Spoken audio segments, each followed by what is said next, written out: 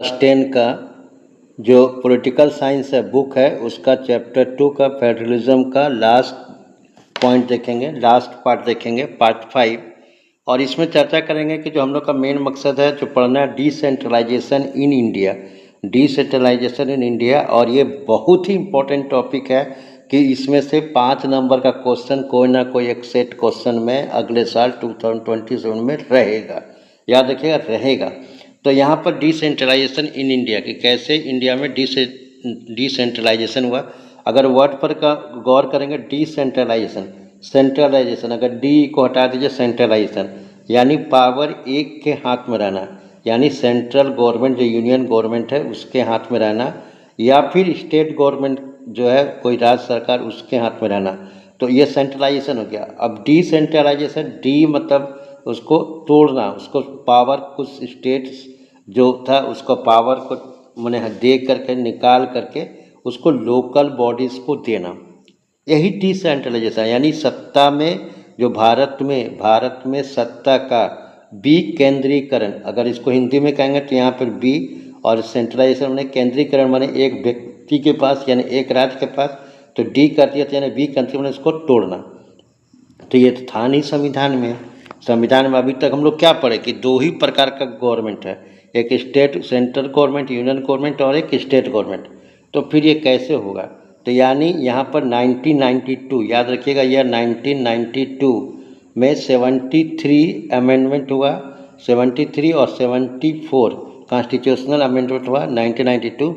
इसमें मुख्य बातें क्या थे, इसका जो संशोधन हुआ इसमें मुख्य बातें यही थी कि जो 3 टायर पंचायती राज सिस्टम को इंट्रोड्यूस करना।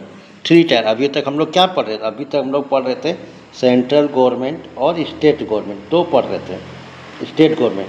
तो यहाँ पर क्या कि स्टेट गवर्नमेंट क्या कि इसका माने कि त्रिस्तरीय पंचायती राज व्यवस्था और महिलाओं को पिछड़े महिलाओं और पिछड़ों के लिए आरक्षण करा यानी रिजर्वेशन, ये मुख्य बातें थे। अब इसमें और क्या था, जैसे अगर आप देखेंगे 1992 से पहले, 1992 से पहले क्या मुखिया नहीं था, क्या पंचायती राज नहीं था, क्या मतलब कि वहाँ पंचायती सिस्टम नहीं था, लेकिन उनका पावर सीज था। जैसे हम लोग पहले पढ़े कि स्टेट का मुख्यमंत्री जो है पिछले वीडियो में कि वो कटोरा लेके जो कार्टून था कि वो जाता था सेंटर के पास कि हम लोग को कुछ दान दे दीजिए, घट रहा है।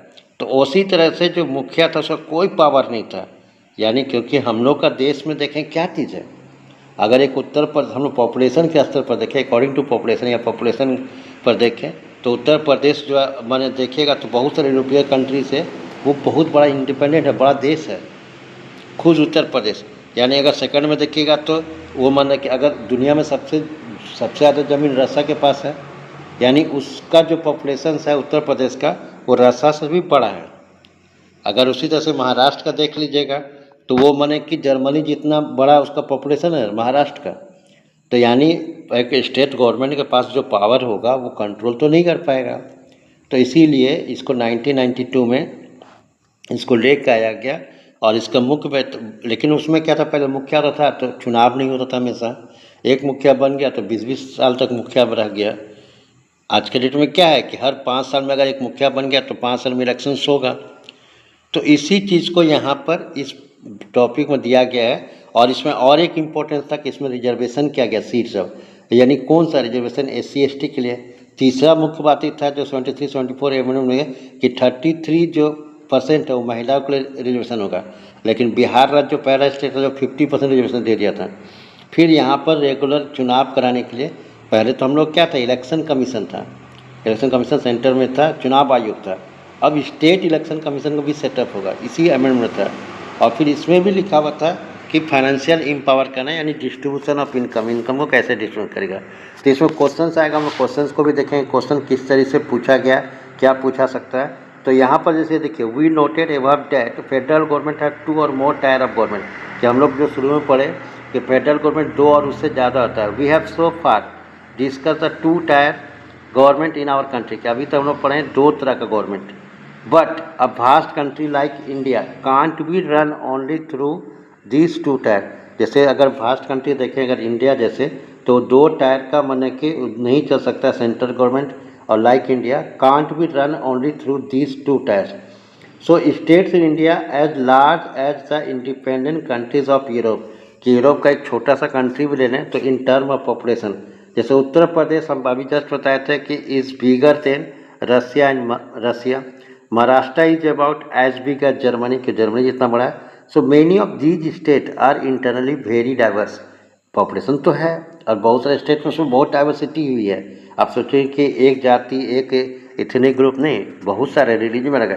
सो there is that a need of power sharing within these states, state के अंदर ही पावर शेयरिंग हो। So federal power sharing in India needs another tier of government, यानी जो अभी हम लोग कॉन्स्टिट्यूशन में तो 2 ही टायर लिखा था, तो उसको तीसरा टायर की जरूरत थी, below that of the state government, यानी स्टेट गवर्नमेंट के नीचे भी। This is the rational for the decentralisation of power, इसे डिसेंट्रलाइजेशन पावर कहते हैं। This resulted a third tier of government called local government, यानी पहले सेंट्रल गवर्नमेंट स्टेट गवर्नमेंट अब लोकल गवर्नमेंट होगा। तो when power is taken from the central state governments, किसको decentralisation कहते हैं, ये बता रहा है कि अगर हम स्टेट गवर्नमेंट्स और सेंट्रल गवर्नमेंट से पावर ले रहे हैं गिवन टू लोकल गवर्नमेंट दे दें, इट इज़ कॉल्ड डिसेंट्रलाइजेशन। अगर आपसे एक नंबर पूछता है डिसेंट्रलाइजेशन, तो यहाँ तो MCQ रहेगा, तो याद रखिएगा कि जब सेंट्रल और स्टेट गवर्नमेंट से पावर ले लेते हैं और लोकल गवर्नमेंट को देते हैं, it is known as the decentralisation. The basic idea behind decentralisation is that there are large number of problems and issue which are best settled in the local level, यानी इसका मतलब था जो हम लोग को डिसेंट्रलाइजेशन कि जो बेसिक आइडिया था कि जो लोकल लोग जानता है, जो लोकल प्रॉब्लम उसको सॉल्व कर सकता है लोकल स्तर पर। So people have better knowledge of problem in their localities, कि उसका लोकेलिटीज में क्या प्रॉब्लम है तो आज जनता है। They also have better idea or where to spend money, कहाँ पैसा खर्च करना, how to manage things more efficiently, कैसे और चीज़ को समस्या का समाधान करें। तो beside at a local level it is possible for the people to directly participate in the decision making. अगर लोकल लेवल पर देखते हैं, अगर बिसाइड लोकल लेवल छोड़ दें तो पीपुल कोई समस्या है तो अपना डिसीजन मेकिंग पार्ट रखता है। This help to include a habit of democratic partition, कि लोगों को पता चला कि हम लोग भी लोकतांत्रिक आदत है बन जाएगा। Local government is the best way to realise one important place for democracy, namely local self government. The need for decentralisation was recognised in our constitution, लिखा हुआ था। Since then there have been several attempt to decentralisation, किया गया बहुत बार कोशिश, लेकिन क्या हुआ कोशिश क्या, power in the level of village and towns, but panchayat in the village and municipality in urban area were set up all the states, हर जगह पर अर्बन एरिया या पंचायत में था, but these were directly under the control of state government, लेकिन ये state government के अंदर में था। Election to these local government में नॉट हिल्ड रेगुलरली, ये हम बोले कि 20-20 साल तक मुखिया रह गया था, हमेशा नहीं होता था। Local government did not had any power to resources of their own, अपने से नहीं था। So thus there was a very little difference in effective term. अब यहाँ से क्वेश्चन आएगा। Major steps toward decentralisation was taken in 1992। चलिए हम लोग देखते हैं, पहले इस टॉपिक से आने से पहले क्वेश्चन क्या है, क्वेश्चन को गौर करिएगा। तो यहाँ पर क्वेश्चन देखिएगा, ये देखिए क्वेश्चन जो दिया हुआ है क्वेश्चन नंबर 30, यहाँ गौर से देखिएगा 30, जो हम एक जगह कर दिए बहुत सारा क्वेश्चन, और इसका हम जब भी चैप्टर पढ़ा रहे थे बता रहे थे, तो ये बहुत इंपॉर्टेंट क्वेश्चन है। Explain 5 changes towards decentralisation brought in constitution after the amendment made in 1992, यानी ये क्वेश्चन 2012 में पूछा था। फिर इसी को टीच करके what is the meaning of decentralisation, जो अभी बताया, और अगर ये मीनिंग देना होगा तो 4 प्रोविजन देना होगा। क्या प्रोविजन था डिसेंट्रलाइजेशन 1992 का, यहाँ पर CBSE माने कि ऐसा 12 और 2016-17 में है। विच 5 provision of constitutional amendment of 1992 strengthen the third tier of power, A third tier of democracy in India, यहाँ से 2012 में एक्सप्लेन, यानी देख रहे कि इस तरह से क्वेश्चंस आप इससे रिलेटेड बार बार पूछा है और हर 3 साल में रिपीट होता है, और 3 साल से आया नहीं है, इसलिए अगले साल 2027 में बहुत इंपॉर्टेंट क्वेश्चन है। डिस्क्राइब, देखिए थर्ड स्टेप फॉर कॉन्स्टिट्यूशन, यानी डिसेंट्रलाइजेशन, जैसे अभी हम लोग बुक में पढ़े क्या डिसेंट्रलाइजेशन है, तो डिसेंट्रलाइजेशन पढ़े कि when power is taken from the central and state government is given to local government is known as the decentralisation, यहाँ तो होगा। अब इसके बाद जाके जो हम लोग पढ़े अभी जो देखेंगे बुक में, वही पॉइंट लिखना है आंसर को, यानी देख रहे कि हम लोग को जो पढ़ना अब यहाँ से कि major step toward decentralisation was taken in 1992, यहाँ से लिखना है constitution was amendment to make third tier of democracy more powerful effective, पहला पॉइंट लिखा है। Now it is constitutionally mandatory to hold regular election to local body, की हर 5 साल में लोकल बॉडीज़ का इलेक्शंस होगा। फिर दूसरा था कि seats are reserve in elected bodies and executive head of the institution for the SC ST and other backward का, यानी कोई जो लोकल बॉडीज़ का हेड भी है उसमें भी रिजर्वेशन होगा जो नियम के अनुसार लिखा गया बगैर, और एटलीस्ट 1/3 यानी 33% ऑफ ऑल पोजीशन है रिजर्व फॉर वीमेन, कि जितना भी हेड है या जितना भी मुखिया होगा उसमें 33% वीमेंस का रिजर्वेशन होगा। फिर एन इंडिपेंडेंट इंस्टीट्यूशन कॉल्ड, हम शुरू में बताए थे स्टेट इलेक्शन कमीशन सेटअप क्या क्या था, तो ये पॉइंट लिखना है। An independent institution called the state election commission has been created in each state to conduct panchayat and municipal election, यानी स्टेट इलेक्शन कमीशन को MP का इलेक्शन नहीं कराना है, MLA का नहीं कराना है, उसको कराना है हर 5 साल में पंचायत और म्यूनसिपलिटी का।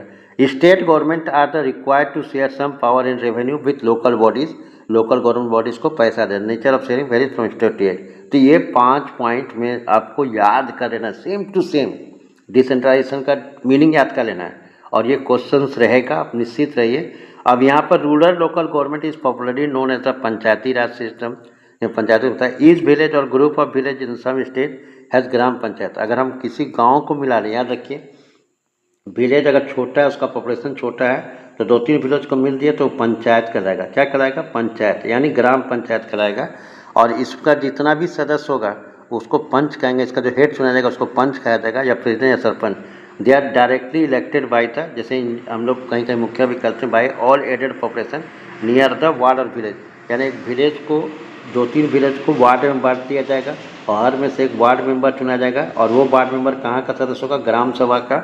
और इस तरह से यहाँ पर होगा। तो यहाँ it has to meet at least, और इसका हर बार मीटिंग में भाग लेगा, साल में 2 बार कम से कम, या 3 बार भी कर सकता है, या जो एनुअल बजट है उसके लिए। तो ये ग्राम पंचायत हो गया। फिर local government structure goes right up to district level. District level में अगर देखें तो जो ग्राम पंचायत हो गया उसका में से हेड चुन के वहाँ पर एक मंडल बन जाता है ब्लॉक में। हर ग्राम पंचायत में से एक एक मेंबर बन गया तो ब्लॉक समिति बन जाता है, और ब्लॉक समिति से जो उसका अध्यक्ष होता है प्रमुख कहलाता है। उसका ब्लॉक समिति का जितना हेड है वो सब मिलकर डिस्ट्रिक्ट टुगेदर काउंसिल बन जाता है, तो वो जिला परिषद का मेंबर बन सकता है। और वो ज़्यादातर चुनाव यहीं से आता है। फिर जिला परिषद का भी अलग चुनाव होता है वार्ड में बदल के। फिर मेंबर ऑफ लोकसभा और MLA भी उस डिस्ट्रिक्ट का जिला परिषद का सदस्य होता है। Similarly local government bodies exist in urban area. Urban area अगर बहुत बड़ा है, तो म्यूनसिपल कॉर्पोरेशन होता है, छोटा है तो म्यूनसिपलिटी होता है।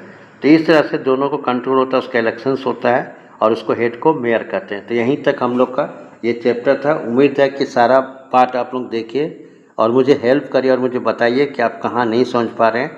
मेरा मकसद था कि जो बच्चे कम नंबर लाते हैं वो मैक्सिमम नंबर लाएं और कैसे लिखना उसको समझें। Thank you, have a nice day.